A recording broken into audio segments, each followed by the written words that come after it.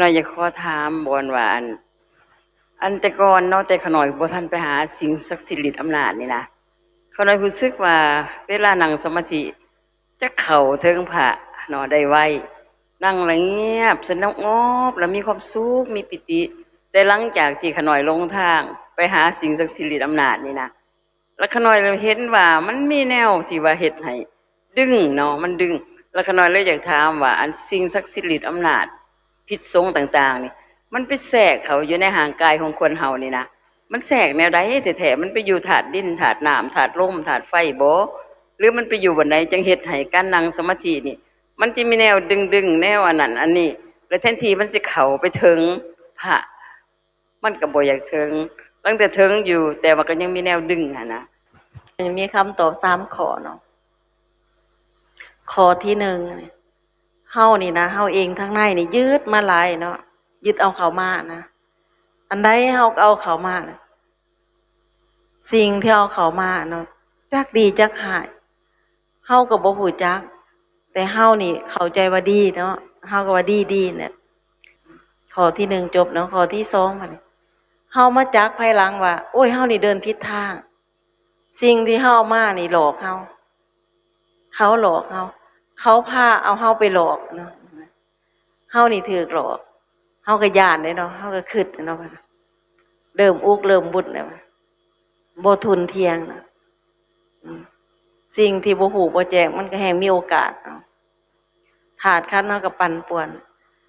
เพราะว่ามันเข้าไปหมดเลยมันยังเอามันเข้าไปแทนที่บ่ได้เนาะมันเข้าไปเลิกเนาะมันเข้าไปในสมองเฮาพุ่นข้อที่1จบที่2จบที่3บัดนี้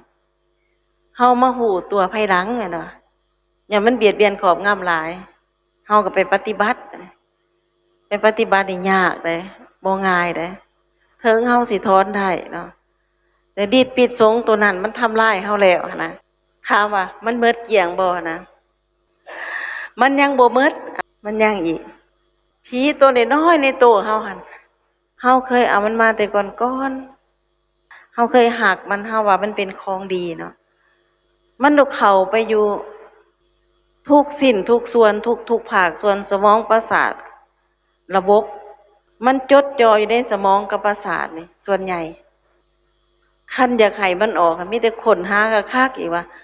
เอาหยังนำผู้ชายมาแต่กี้แต่ก่อนค่ะหลายปีเลย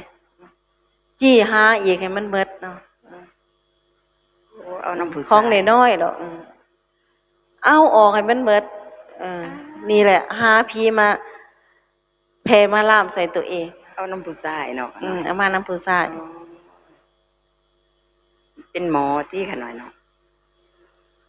เกี่ยวของกับหมอที่ขน้อยไปออกจากผู้ยิ่งไปแล้วไปหาผู้ชายแล้วเพิ่นจะเอาเครื่องให้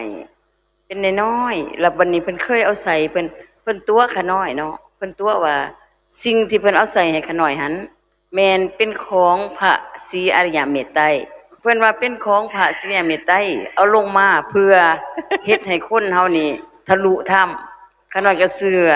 ก็เลยได้เอาน้ำเพิ่นแม่นบ่เนาะขน้อยคันถึกตัวนี้ถูกต้องเลยโอ้ยสาธุ